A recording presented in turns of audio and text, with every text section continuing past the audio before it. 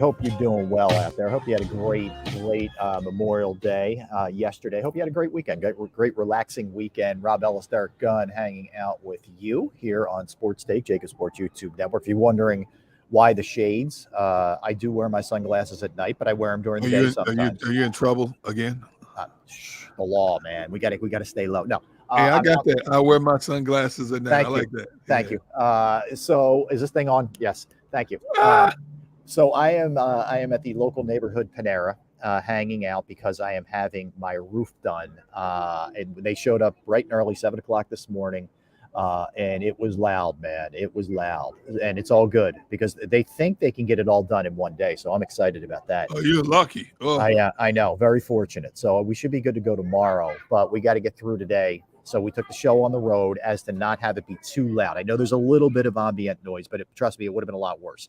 So we're gamers here, Derek. We adapt, we overcome, for sure. We're looking forward to hanging out with Greg Cosell as soon as Greg's ready to go. I don't know that I can't see him, so if he's ready, Tone, you let me know if and when he's ready. We can bring him. All right, he's ready. He's ready now. Let's bring him up because I can't see him with my current setup. And there he is. Hey. There's the man himself. We welcome to the show Greg Cosell. Greg, who has done an amazing job, 43 years. NFL Films, executive producer, analyst for the NFL Matchup Show with Darius Butler and our pal Sal Palantonio. Just does an awesome job with analytically looking at things, whether it's tape or just breaking down the NFL. We welcome the show. What's up, Greg? How are you, man? Rob, you gone? What's happening? Good. Hey, I got to ask you real quick. Did you ever think you would be at the same place for over 4 decades? I don't know. Does anybody think about that stuff right when they get a job right away? I mean, it was actually my second job out of college. My first job out of college, believe it or not, I taught school at a private day school outside of Detroit, Michigan, and I coached basketball and baseball. That was the first thing I did. I did that for 1 year. Wow. And then I got the job in NFL Films in 1979. Man, that's wild. Now, you were a coach? Was that the goal, Greg? If you didn't have this kind of career, was to be a coach at some point? No. When I graduated from Amherst College, which was it's a liberal arts school, so I majored in American history and political science, and I just didn't want to go to school anymore because when you do that, you go to law school. That's kind of the normal track. And I took the law boards, the whole deal. But I just didn't want to do it anymore. So I really had no clue what I wanted to do. So, it was kind of, okay, let's see. And so I did that. And I realized I didn't want to teach. The coaching part was kind of fun, but I didn't know if, I was 22, 23 years old. So I wasn't thinking in terms of, wow, I want to be a coach. I was thinking more in terms of kind of getting what would be considered a real job. Well, and here we are. We're all still trying to avoid. I guess I'm still looking for a real job after 43 years. Yeah. Maybe when we grow up someday, we'll get real jobs. Still trying to figure out what I want to do when I grow up. Good point. So I wanted to hit you with this, Greg, because I know we did talk to you. Maybe it was a month or a few weeks before the draft. The question I have specifically is, if you were the Eagles and you were sitting there at 9 and Carter fell to 9, would you have still grabbed him there at 9? Because I know you had a couple reservations about some of the off-field stuff. Do you think it was a value? That would be the only reason. On-field, absolutely, Rob. Okay. I mean, Carter's a top 3, top 4 player in the draft if you're just basing it on on-field and talent. And he'll step right in and start for the Eagles, certainly in their 5-man front. I had no problem at all based on the film study. The other parts, all we know is what we read or what people tell us. We don't know all those details, and we may never know all those details. They obviously feel, based on their culture, their organization, maybe his relationship with other Georgia teammates that are there, that can be dealt with and handled. Up to this point, I know through the OTAs and the offseason program, there's not been an issue, as you guys probably know. So we'll see. But from a film perspective, Rob, absolutely. I mean, they were probably just waiting because they had obviously made the decision that they were going to take Carter if he was there. So, because they traded to get that. They traded up. They moved up, dude, because they moved up one spot. That one spot. Right. So they knew that. I mean, they were going to take Carter for sure. So, Greg, out of all the film that you watched on Carter, give me the one thing the one constant that really kept jumping out about his style of play. I would say power. He's incredibly strong. Now, there's strength and power are two different things, D-Gun. Strength is confined space. It's, strength is right in front of you. Power is strength in motion. And those are two different things. So there's guys that are really strong, let's say, that can hold the point in the run game. There's a lot of those kinds of defensive tackles that can hold the point in the run game and just stop a blocker right there, right at the point of attack. But power is a different element. Power is the ability to move people. It's strength in motion. Now, moving people can be done different ways. You hear speed to power pass rush all the time. You usually hear that about edge rushers, where they get into a guy in contact and then they just keep pushing him back into the pocket. For an interior guy, power can be a little different. You certainly can do that. But this guy would move 320-pound offensive linemen, whether it was a club move, whether it was just however he did it, he moved people. And, I think that's hard to do when you're talking about offensive linemen who are over 300 pounds. And he's not a guy, Greg, in your estimation, that has to come off the field, right? Whether it's pass rush or against the run. He's got both of those skill sets. Yeah. We don't know, Rob, as a rookie, if he's going to play 70 snaps a game. Right. But he's certainly going to start. And I think if all goes well, you're going to see him play 40 to 50 snaps a game without question. I don't want to say it's a question mark, but I think at this point, the hope certainly is Jordan Davis, that Jordan Davis is going to play more than 20 snaps a game. They didn't trade up to draft Jordan Davis last year to play 20 snaps a game. He's lost weight. I'm hearing great things about him, at this point in time. I think the feeling is if he can play 35, 40 snaps a game and be really effective, because last year was very up and down. He would have special plays, but he wasn't really consistent. And in fact, what the tape showed with Davis was if he were to play 3 or 4 snaps in a row, by the 4th snap, he was done. He would just stand up and he had nothing to him. Now he's lost, because I felt when he came out that if he could get down to 325, he could be a great player. And I was told that he's very close to that right now. So, if Jordan Davis can become what they want him to be and what they hope he would be based on where they drafted him, this defensive front could be just ridiculously good. Because Carter's, I'm not saying he's going to be an all-pro first team as a rookie, but he's that kind of talent. Wow. Wow. How surprised were you that Nolan Smith fell into their lap at 30? I guess I was surprised. But I also think that on a certain level, he becomes a little scheme specific for teams because he is under 240 pounds. And right or wrong, you guys know that there are teams that are going to say that a 238-pound edge player is there's a question mark there. That's not an automatic. Right. So, I mean, the guy's a freakish athlete. He's incredibly intelligent. Apparently a great kid. That's what I've heard from everybody. I'm sure he'll back up Reddick to start. It's funny watching his tape, and I watched his tape from 2021 as well because he got hurt, I think, in the 6th or 7th game this year. Right. So I also went back to 2021 when he played pretty much the full season. And there was a part of me, and I actually talked to a couple of coaches who felt similarly. So I don't want to say, gee, I was the only one and I'm smarter than anybody else. But there was a part of me that felt that he could have been a stacked backer and been a great player too. There was a part of me watching him that thought of Fred Warner as opposed to an edge player. And at times he did do that at Georgia. He played as a stacked backer, and I thought he was really good at that and that he could have transitioned to the league in that role as well. Now, the Eagles don't see him that way. There were many teams that didn't see him that way. He'll be an edge player. He'll probably be the backup to Reddick. Again, none of us can say now how many snaps that means this year, but I think that's how the Eagles see him as an edge player. Greg, how do you view Sidney Brown? Because it feels like that's a position that may be there for the taking. Some of the other spots, you're talking about pretty good depth there, but safety is a question mark right now. He comes out of Illinois and very high praise from a lot of folks. Do you like him as much as some other people do? Yeah, Sidney Brown is a great athlete. He's a little tight. He's a straight line burner. What he needs to be taught, and they are working on this, I can tell you that for a fact, this might sound silly to say, but he needs to be taught how to tackle. He played predominantly in the box at Illinois. Now, he's got great speed and range, so he can play on the back end. Didn't do that a lot in college, but from what I understand, he did a lot of that at the Senior Bowl, and teams came away feeling as if he could do that in the league. But he didn't do that in college for the most part. He played in the box and wasn't very good in the box because he's a bad tackler. He's one of those guys that and tackling isn't really taught in college very much because, as you guys know, they don't have a lot of hours. Right. So it's very much based on scheming. He's one of those guys that would just drop his head. And I was talking to a guy who's working with him on the Eagles who, they talk to him and say, okay, when you do that, what are you looking at? And he'd say, well, the ground.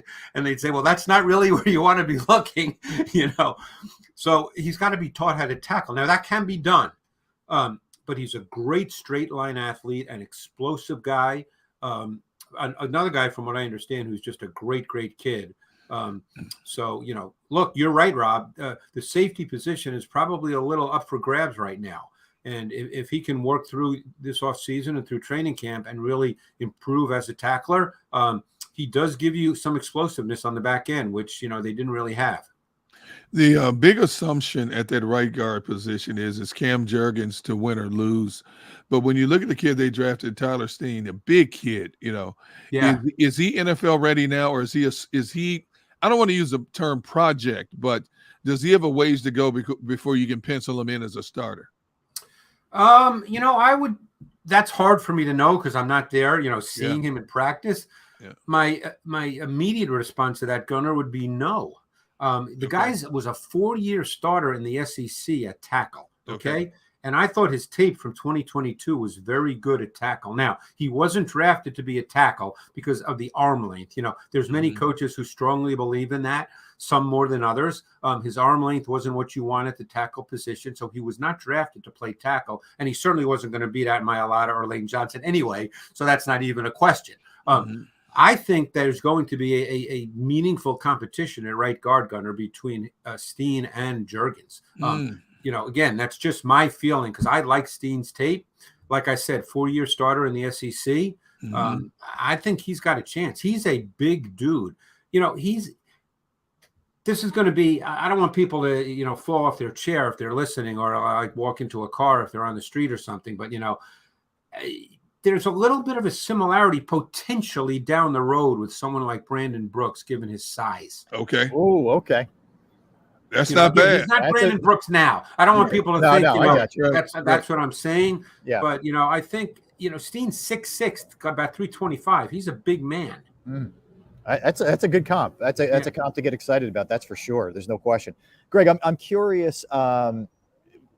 Of the top 4 quarterbacks that went, the Strouds, the Bryce Youngs, who's the guy that you think can make the most immediate impact first of those guys? Throw Levis in there if you want to. Is there one that you think will be the quicker transition to the NFL Levis game? is a fascinating guy. I happen to know someone who was on the Kentucky staff a year ago, and Levis had 2 injuries that happened like week 3, week 4, and everything they worked on through August and through the first 2-3 weeks, they had to basically stop doing because he was basically told he shouldn't be playing. And he said, there's no way that's happening. I'm going to play. But they couldn't do what they wanted to do.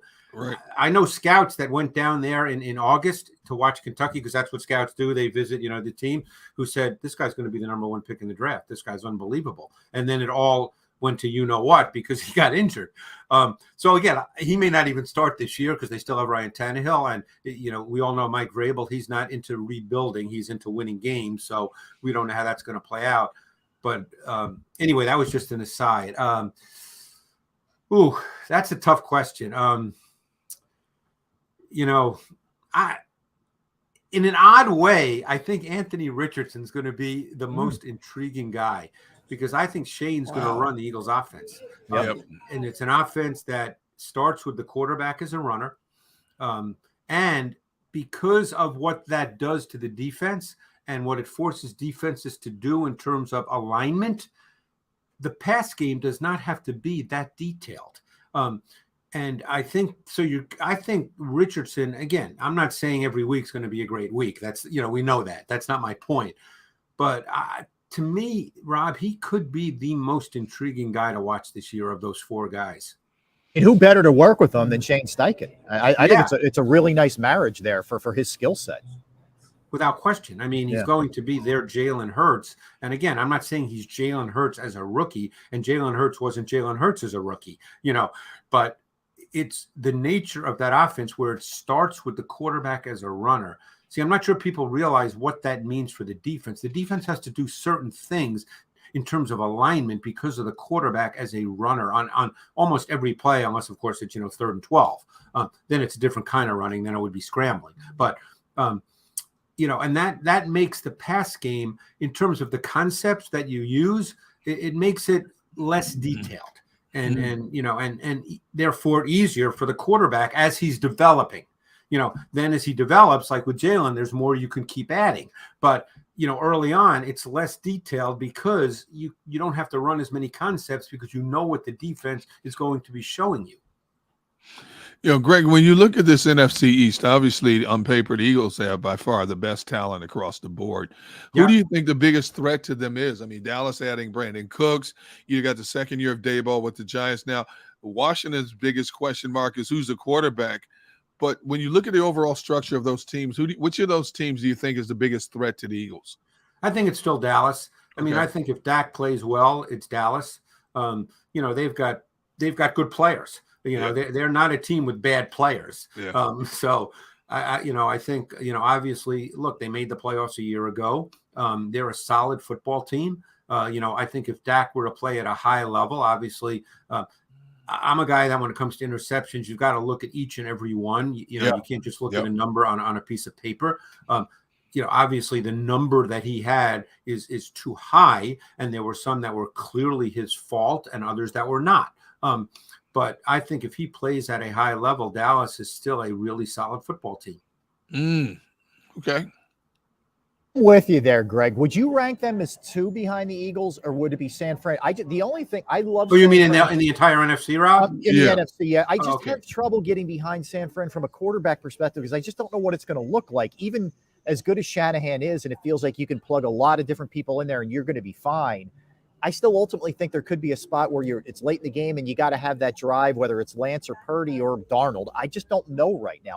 Where do you sit with that? I mean, I'm always leery of making a hardcore evaluation of a quarterback after 1 year. There's no question Purdy played at a high level. We know that quarterbacks do play at a high level in Kyle Shanahan's offense, and that's a tribute to both Kyle and the quarterback. Supposedly Purdy's going to be ready pretty soon. I mean, from what you read, who knows? But I would agree to a certain extent. You just don't know for sure. I mean, the guy played 8 or 9, whatever number of games he played, and he played well. They always run the ball well. They're always very multiple with what they do offensively. They create a lot of things that make it, by NFL standards, relatively easier for the quarterback. And they do have good talent on offense. I mean, there's no question. I mean, they got McCaffrey, they got Debo, they got Kittle, they got Ayuk. I mean, their offensive line, I think, still a little bit of a work in progress. But they certainly have talented players, and their defense will still be really solid. So, they're a really good team. I mean, your point is a good one, Rob. We don't know the answer to that. Bringing it back to the Eagles for just a moment, do you think it's a far-fetched notion that this team should and would pursue a DeAndre Hopkins? I personally I don't know if he fits the so-called culture here. I think he has a lot of diva in him in a lot of ways. Yeah, I mean, my guess is, and unless they're really keeping something close to the vest and we know nothing about it, my sense is they're not really in the mix. I mean, do you hear anything different, guys? I don't sense that the Eagles are in the mix for Hopkins. I mean, from what you hear with Hopkins, unless the market tells him otherwise, he's not looking for a 1-year deal. I mean, he's looking to sign, a 3-4 year deal at a good number. I don't think the Eagles would be willing to do that. I don't think they would see the need to do that.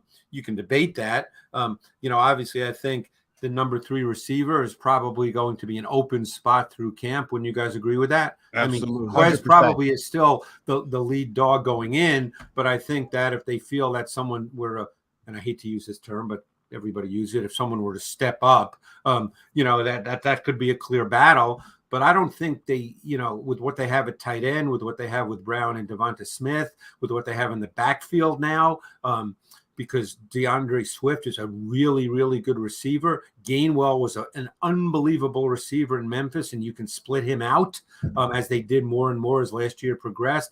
I don't think they see the need to spend money on DeAndre Hopkins. Greg, how intriguing, you just brought it up, how intriguing is the running back situation? It's interesting because there's a lot of talent, but you have two guys who are the lead dogs who have been hurt a lot too, with Swift and Rashad Penny, but incredibly talented guys to go with Gainwell and Scott. How much do you like the Birds' backfield? I love the Birds' backfield. I mean, Penny's problem has been durability. He can't stay on the field. But it was not last year, but the year before, the last 5, 6, 7 weeks of the season, he was the NFL's leading rusher, and it seemed like he was breaking off a 60-yard touchdown run every week. I mean, he's an explosive big back. Swift is – I mean, I remember when Swift came out, and again, he's a local kid, as you guys know. I almost saw him just – I'm talking talent now, okay? I know he's had injuries as well. I almost saw him as like a lower level combination of Dalvin Cook and Alvin Kamara, lower level. I mean, not, you can split him out. He's a great receiver. He's a really good runner. And the way the Eagles play, no one's getting, 270 carries in this group, although maybe I shouldn't say that because Miles ended up with what I think about 250 last year. But, we'll see. But I really like their backfield. And I loved Gainwell. So, and I think he started to show, and they told you they like him more too because they played him more down the stretch. So, we don't have to guess about Gainwell. They told you that they like him. For as well as Jalen Hurts played last year, yep. What are a few things you still want to see him improve on moving forward, if any? I think given the context of this offense, now you're looking for the little things, Gunnar. I mean, this offense is really, really well schemed around him, because you have to understand the foundation of the offense. It's really built on him because of what he forces defenses to have to do. See, that's the thing. It's they have to play a certain way because of the run game element with Jalen Hurts. And I'm talking about more normal down and distance situations, obviously, although they still have to do certain things even on 3rd and long because he can scramble. So now you're just getting into, I'm sure if a coach was here and you gave him truth serum, he would tell you that there's little things, that there's plays where, hey, he didn't see it as quickly as he should have. There's plays where he left the pocket a touch too early and he shouldn't have. There's plays where the ball came out a beat late and they just want to speed that up a little bit. These are little things. I mean, they're little, but they're not little. I mean, this is what makes guys truly, truly special over a long period of time. I mean, Jalen had an unbelievable year last year. That's without question. Yep. And the improvement he's made has been remarkable, truly remarkable. And that speaks so much to the kid. But there's always areas of which you can improve. I mean, I think to listening to Josh Allen speak, at the end, his end of the year press conference or whatever it was in Buffalo, and, he's a pretty good quarterback, as we know. And he just said, hey, there's things I really need to get better at. And I think that Jalen has that same kind of self-awareness. He understands that there's always something to keep working on, however minute, because everything in this league is about the details.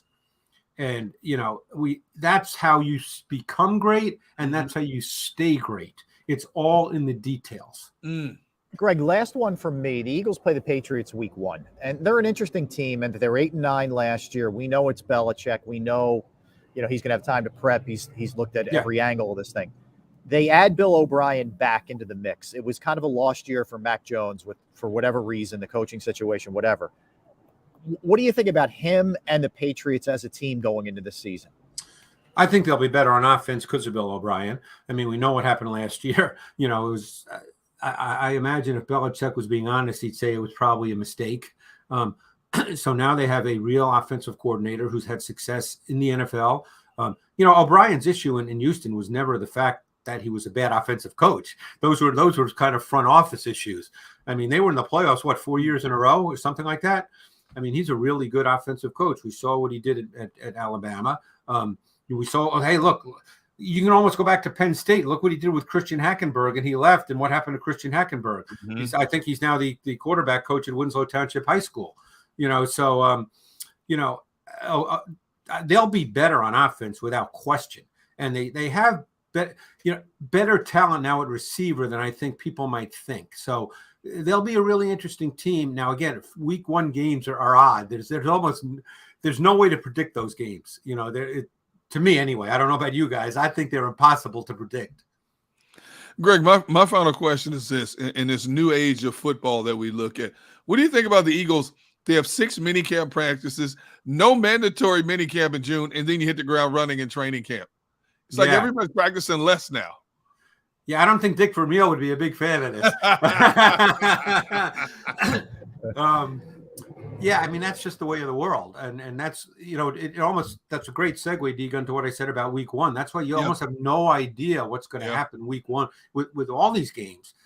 Sometimes they play true to chalk form, and other times you see stuff and you go, oh my God, how did that happen?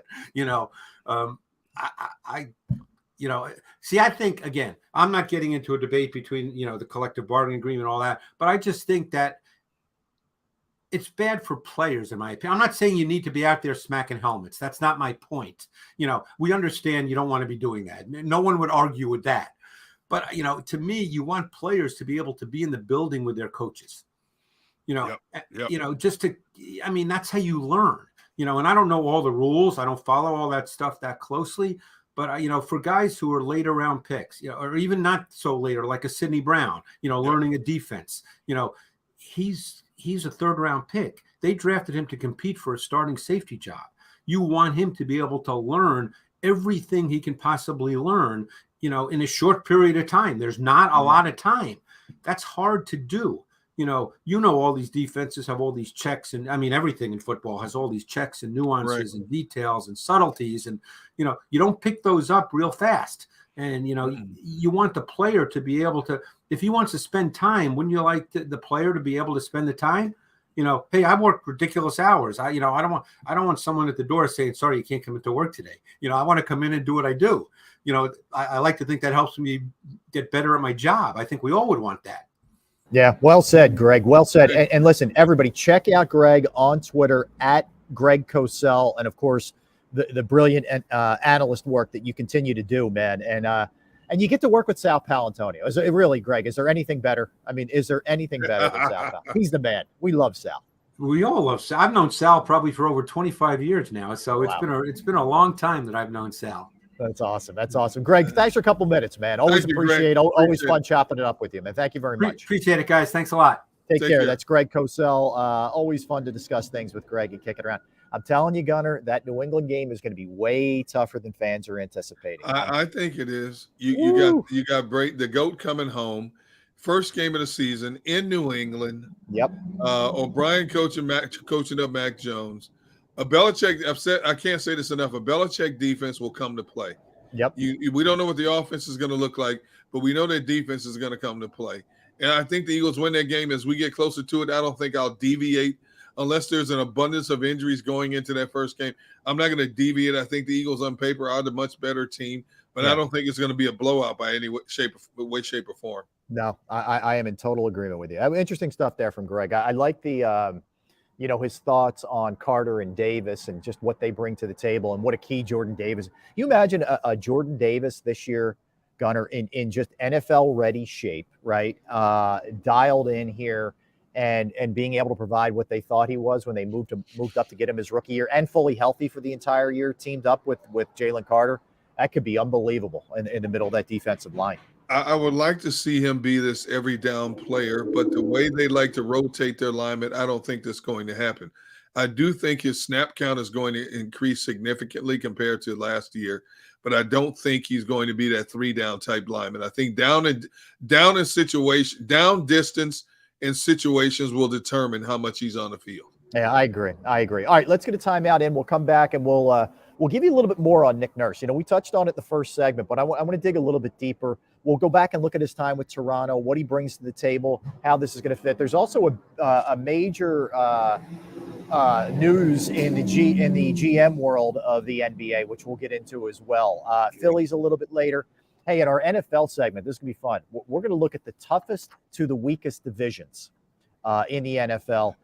A little bit further on the Jimmy G story. Le'Veon Bell's at it again. We thought we were done with Le'Veon Bell. We're not. And we'll look at some destination points for DeAndre Hopkins. We'll get into all that kind of stuff when we come back. So don't go anywhere. He's Derek Gunn. I am Rob Ellis. We are Sports Take, JAKIB Sports YouTube Network. Let's talk about Jim Murray and Principal Financial Group, because trying to find that right person, that person that you can trust with your hard-earned dollars, is difficult. And I had a long time, just going through different people, and they weren't right, but I found the right person, and that's Jim Murray and Principal Financial Group. Whether it's retirement planning, 401k review, insurance review, might have a small business, you're trying to get your employee benefits off the ground, that's another resource that Jim can help you with. I know personally, I've entrusted my IRA, my 401k rollovers with Jim, and look, it's been the right choice. It will be for you too. Give him a call, 610-996-4751, 610-996-4751, or you can email him, Murray, MURRAY, .jim@principal.com. That's Murray.jim@principal.com.